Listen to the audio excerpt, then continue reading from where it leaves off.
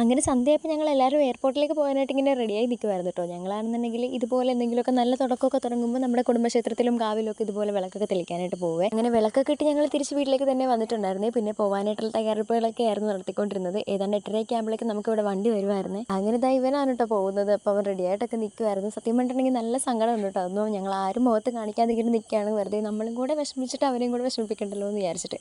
അങ്ങനെ ഞങ്ങളുടെ ഫാമിലിയിൽ നിന്ന് എല്ലാവരും ഒന്നുമില്ല, എന്നാലും കുറച്ച് പേരൊക്കെ ഉണ്ടല്ലോ കേട്ടോ. ഒരു 10-20 പേരൊക്കെ കൂടിയിട്ട് ഞങ്ങൾ ട്രാവലർ എടുത്തിട്ടായിരുന്നു പോയിട്ടുണ്ടായിരുന്നത്. സത്യം പറഞ്ഞിട്ടുണ്ടെങ്കിൽ എല്ലാവരും കൂട്ടുവാന്നുണ്ടെങ്കിൽ ഈ വണ്ടിയൊന്നും പോരാതെ വരും. അതുകൊണ്ട് ഞങ്ങൾ അത്യാവശ്യം കുറച്ച് പേര് എണ്ണിപ്പെറുക്കിയൊക്കെയാണ് കേട്ടോ പോകുന്നത്. അങ്ങനെ വണ്ടി കയറി എല്ലാവർക്കും ടാറ്റൊക്കെ കൊടുത്ത് ഞങ്ങൾ പതുക്കെ ഒരു 8:30 ആയപ്പോഴേക്ക് സ്റ്റാർട്ട് ചെയ്തിട്ടുണ്ടായിരുന്നേ. അപ്പോൾ എറണാകുളത്തേക്കാണ് കേട്ടോ ഞങ്ങൾ പോകുന്നത്. ഇവിടുന്ന് ഏതാണ്ട് 2 മണിക്കൂറോളം ഡിസ്റ്റൻസ് ഉള്ളതുകൊണ്ട് തന്നെ ഞങ്ങൾ 8:30 ആയപ്പോഴേക്ക് ഇവിടുന്ന് ഇറങ്ങിയിട്ടുണ്ടായിരുന്നു. അങ്ങനെ വണ്ടി കയറി കുറച്ച് കഴിഞ്ഞപ്പോഴേക്കും ഞങ്ങളുടെ പതിവ് സ്വഭാവം എടുക്കാൻ തുടങ്ങിയായിരുന്നു. ആരുടെയും സങ്കടം വെളി കാണിക്കാതിരിക്കാൻ വേണ്ടിയിട്ടാണ് ഈ വക പരിപാടികളൊക്കെ. അങ്ങനെ ഏതാണ്ട് അവിടെ എത്താറായപ്പോഴേക്കും ഞങ്ങളൊരു ചായയും വെള്ളമൊക്കെ കുടിക്കാനായിട്ട് ഇറങ്ങിയിട്ടുണ്ടായിരുന്നു. അങ്ങനെ കുറേ നേരം അവിടെ നിന്നിട്ടാണ് പിന്നെ ഞങ്ങൾ എയർപോർട്ടിലേക്ക് പോയത് കേട്ടോ. കാരണം നമുക്ക് ഇനിയും ടൈം മിച്ചുണ്ടായിരുന്നു. ഇവിടുന്ന് തൊട്ട് അടുത്ത് തന്നെയായിരുന്നു കേട്ടോ എയർപോർട്ട്. സമയം ഞങ്ങൾക്ക് ലാവിഷായിരുന്നു കൊണ്ട് തന്നെ ഞങ്ങൾ കുറേ നേരം അവിടെയൊക്കെ നിന്ന് ചില്ലടിച്ചിട്ടൊക്കെയാണ് പോയത്.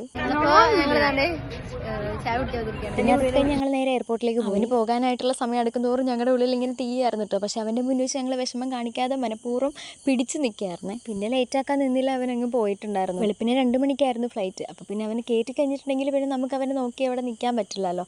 ഉള്ളിലേക്ക് ഞങ്ങളാരും കയറിയിട്ടുണ്ടായിരുന്നില്ല. പിന്നെ എല്ലാവരും പുറത്ത് നിന്നിട്ടുള്ള വിഷമമൊക്കെ ആയിരുന്നു.